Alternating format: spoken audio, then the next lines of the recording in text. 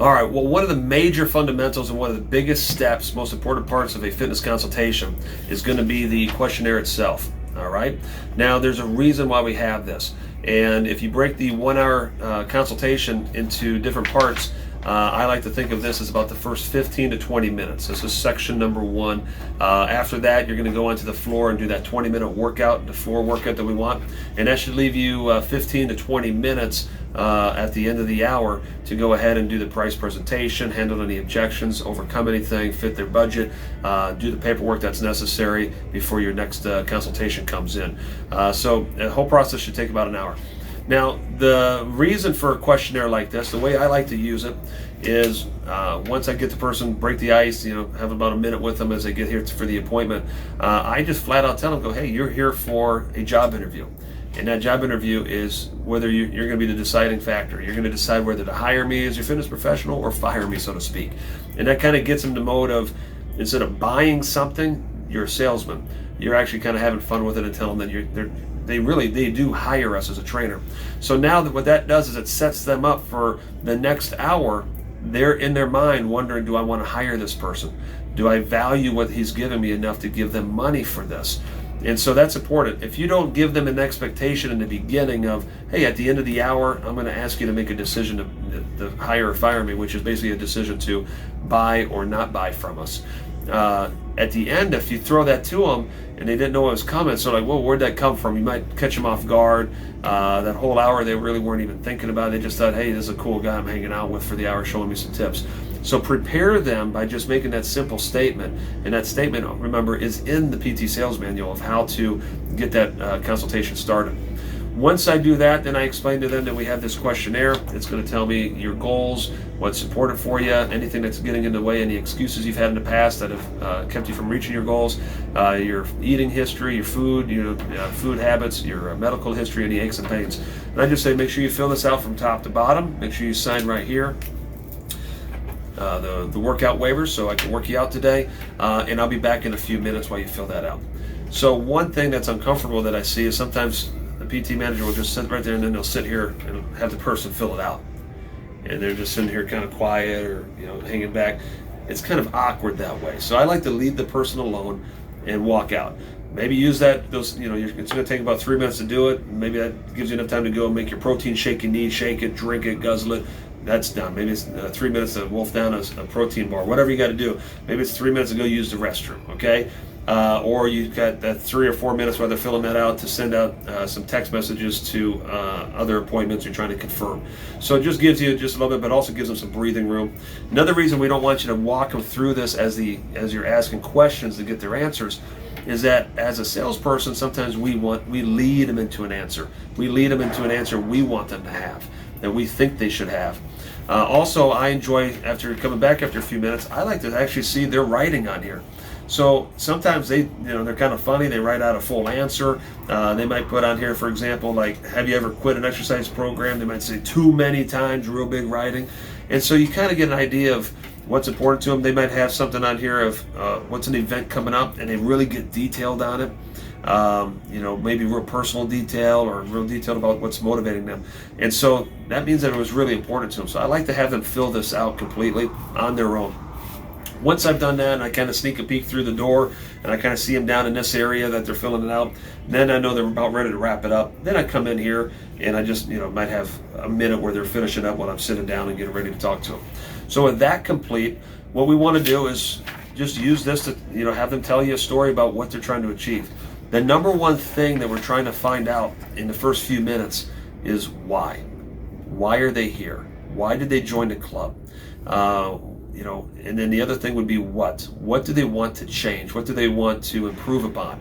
Do they want to change, their physical fitness, their weight, the appearance they've got? And then why do they need to do that? So somebody that puts on here, I need to lose 50 pounds. Why do you need to lose 50 pounds? So I like to make sure that whatever the answer is, what we don't want to have happen is the average, some salespeople would just be like, all right, so you've been a member of the club for 3 months? Okay. You've quit working out a few times? Okay. It looks like you want to lose weight. You circled that. All right. Your arms, your legs, your stomach. okay. And all you're doing is just kind of like reading back their answer, like, oh, okay, yeah. You're not getting into it. So what we call, what I like to call our dig deeper questions.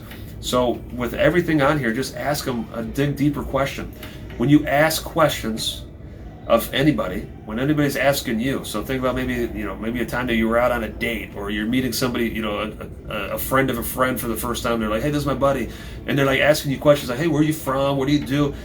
It makes you feel like they are taking interest in you, right? That they care more about you than they care about themselves, and then, oh, okay, it's kind of cool. They want to get to know about me. Remember, a lot of people are in here. They're not feeling confident about themselves, and they might not be feeling as attractive as they want to. They're insecure about the way they look or feel, and like nobody in their life really cares and listens to them. Maybe their spouse doesn't want to hear them, cry and moan about their fitness for the 100th time, or their friends are tired of hearing of it. So nobody really is there to listen to them. So be the one that listens, and remember, there's a good saying too. People don't care what you know as a fitness professional until they know how much you care about them. So that's a very big quote that I like, that really motivates me to make sure that I'm listening sometimes more than I'm talking. So really find out what their what and their why is. So what they want to achieve, and then why and how it's going to change their life. I think also it's very important as you're working through this that within a couple questions, so usually around question number or letter D, after they get through the muscle groups, let's just say this person wants to lose 40 pounds. And I just say, okay, have you ever lost 40 pounds before? And they're like, well, I've lost it and I've gained it back. Or, hey, I've never really been able to lose it. Just go, yeah. So you have experience putting it on, right? You've gained 40 pounds, so we know how to do that. But you don't know how to lose 40 pounds. So, the person that has the answers on that has done that with hundreds and hundreds and hundreds and if not thousands of clients, is a personal trainer. I have the answers for you. I have the results. I've done this before. You haven't. So, I'm already starting to give them the idea that we have the answers. Remember, we're not trying to sell them on training. We're trying to show them the value of what we do. And so I like to start talking about you and your trainer, or hey, our trainers can do this, and our trainers have achieved this already. And then I just break it down that, okay, so you want to lose 40 pounds. What if you were able to lose those 40 pounds in the next 6 months, and then keep those off for the rest of your life? How would you feel? So I ask them that kind of question. And I want to get them to feel emotion. I want them to have some emotion on how they're envision themselves actually succeeding. Very important. The next thing is going to be, you want to know how long they've been a member of the club. So if they've been a member for 6 months, you might say, well, you've tried to lose 40 pounds for 6 months. How much have you lost? Do you feel frustrated that you haven't lost more than that? Do you feel stuck in a rut? How do you feel, not achieving that yet? What if I told you that the average client working with one of our trainers actually loses 40 pounds in about 6 months? So if you had started 6 months ago with us, we would already be at your goal weight. How would you feel about that? So I'm just planting that seed about personal training in there. Another good one is B. How many times have you started and quit trying to achieve your fitness goal? Some people put too many. They might put like 4 times. Just go, okay, well, you tried it before in the past 4 times. And it hasn't worked out for you. What's going to be different about this time? That's one of my favorite questions. Why is it going to be different this time? Why are you going to be achieving it this time? And they'll say, well, I'm more motivated. I'm more committed. I've got the time to do it now. And I just simply look at them and be like, well, did you say that you were more motivated for all the other times too? Didn't you say you were committed to those times as well? Didn't you say that, you were also freeing up time and you had it in your schedule? You know what? I think the real difference this time, I think the only way to make it a big difference is us. Point at yourself, say, personal trainers, I feel like we were very confident we could definitely do that. Okay, that would be the difference maker. We don't want you to run the risk of letting yourself down again. And then you've got C, they're circling, I want to lose weight. Of course, you've already talked about that just for a moment. But get them and then say, okay, as you lose the weight, looks like here you've got 3 areas that are important to you. You got your abs, you got your arms, and you got your legs. You just say, okay, in order, are those the most important? Yeah. Now, Mrs. Jones, I want you to just envision this. Just play around with this for a moment. I want you to imagine waking up tomorrow morning, 40 pounds lighter. That's going to be about 4 or 5, maybe 6 dress sizes difference. Your abs are flat. Your arms have no jiggle and giggle. They're nice and toned. You're able to open up a pickle jar and everything. You can wear a tank top, whatever you do. And your legs are lean, toned, and firm. Okay? And you're able to fit into the jeans and the dress or whatever you've always wanted to with confidence. If you woke up like that tomorrow, how is tomorrow going to be different? And sometimes they start crying. Believe me, they get emotional. Sometimes they're like, I'm like, just what would be a word or something you would say to celebrate that? They'd be like, oh, I'd be excited. I'd be enthusiastic. I'd be relieved. I'd be, so happy. And I'd go, exactly. That's why you're sitting here with me today, to find out how to make that happen, to turn it from a dream into a reality.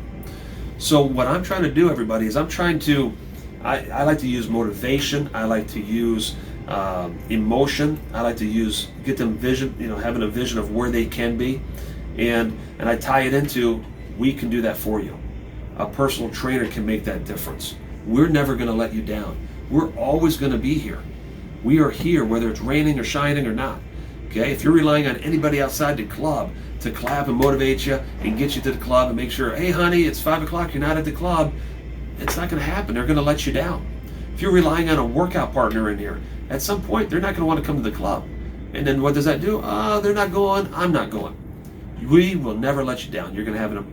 In fact, it's 4 o'clock. Why were you here today at 4 o'clock? Exactly, Mrs. Jones, you had an appointment with us. You were held accountable to being here. That's what we do as trainers. We hold you accountable and we motivate you. I bet you already feel more motivated right now, don't you? So that's how I'm talking to them. I'm only this far into the ParQ with them. And then believe me, they're already more motivated. They feel good. They know that I care, because I do care. And as you get further down, as soon as you do that, I start getting them to make commitments on this ParQ.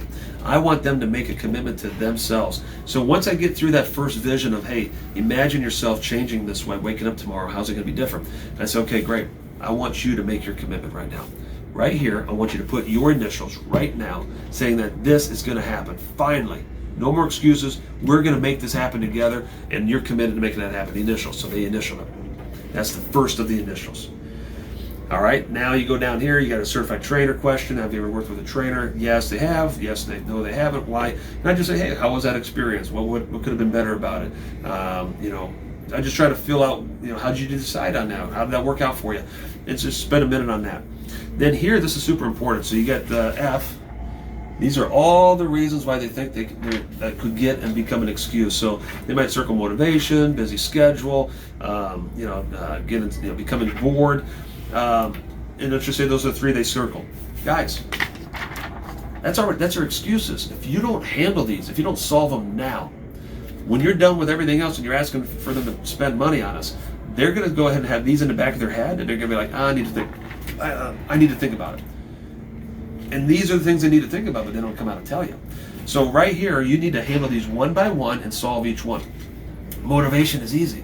I just go, hey, you circled motivation. Why did you circle motivation? And they'll tell you, and I'll just go, okay, you've been with me for 10 minutes, not even 10 minutes. Do you feel more motivated? Were you motivated to get here at 4 o'clock? Do you feel like motivation is ever going to be an issue if you had a fitness professional like me waiting for you, holding you accountable? And they're like, no, of course not.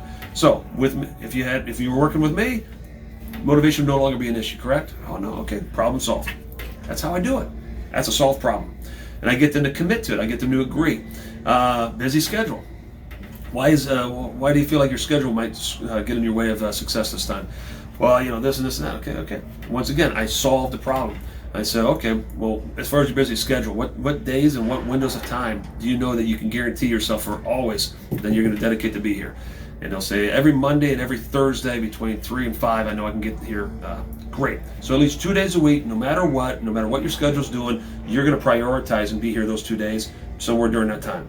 Excellent. So that should no longer be not going to be an issue. Good. You're making a commitment to that. And I just answer each of those, and I say, okay, great. It looks like we have solutions to these finally. And that solution is going to, sounds like it's going to, with the help of us, we're going to hold you accountable. We're going to make sure that these are no longer going to be a problem with you. So I want you to make a commitment to yourself right now, initial here, that we just solved them. They're no longer going to be an excuse to your results. So that's another commitment. So what that does is at the end, if they say, well, I just don't know, my busy schedule might get in the way, after you present price and everything, you can call them out on it. Didn't we just solve that 45 minutes ago? I thought you were committed. You weren't going to use it as an excuse anymore. Come on. And I'm just going to use my rapport to have a friendly reminder of how that worked. You can keep going down this. This is a good one. H. How many times per week are you visiting the gym? That might come up with a busy schedule, but let's just say they say for sure twice a week, no matter what. You get specific with them. Write it down. Monday, Thursday, between 3 and 5 p.m. All right? So rain or shine, whatever, you're going to be here during that time. So I want you to make that commitment. Another commitment, another initial. Then you've got how many times per week are they eating some of these bad things? Help them save some of that. Remind them that these are unhealthy choices. And remember, Mrs. Jones, it's unhealthy choices that got you in this position in the first place. By not moving around, by making a choice of not exercising, and by making the decision to put bad things into your mouth, drinking them and eating them. So if you want to look and feel your best in life, what do you have to do with those bad choices? You got to eliminate them. You got to change them. You got to swap them out for a good choice. So let's go ahead and eliminate some of these bad eating choices. And so make them make a commitment. Show them that, if they're eating lunch 5 times a week out, find out, why do you eat 5 times? Well, I eat with my coworkers 5 times a week. Okay. What if we went ahead and what do you normally eat? What do you normally come to? Oh, we always have bread. We have an appetizer. All right. What does that normally cost you? About $10 every time I eat out. Well, are those healthy or unhealthy decisions? Well, they're unhealthy. All right. Well, are you prepared to make a healthy decision to make this a reality? And they'll say yes. And you say, okay, great. What if I told you, let's pack a lunch 3 times a week, and you can still eat out twice a week with your friends, but you're going to follow some better guidelines and resist the bread, because we're going to make sure you're accountable to resisting that bread. And they say, okay, sure, good. So let's just use that as an example. So I say, okay, that's going to 3 times a week, you're going to pack a lunch. So that's going to save you $10 at lunch 3 times a week. So that's $30 a week times 4 weeks in a month. Just by making a healthier choice, we're probably going to lose a half a pound to a pound a week of weight because of that. It's going to help you power the workouts, but it's going to save you $120 a month. Awesome. I got a good idea about what you can use that $120 for. Us, right? Pay us to hold you accountable to that change. All right, good deal. You kind of get the idea now, Mrs. Jones. And then you do that all the way down, but have them initial that they're going to make a change to their nutrition. So guys, that's how I use the questionnaire. I'm building up a case. I don't sit here for 45 minutes on this.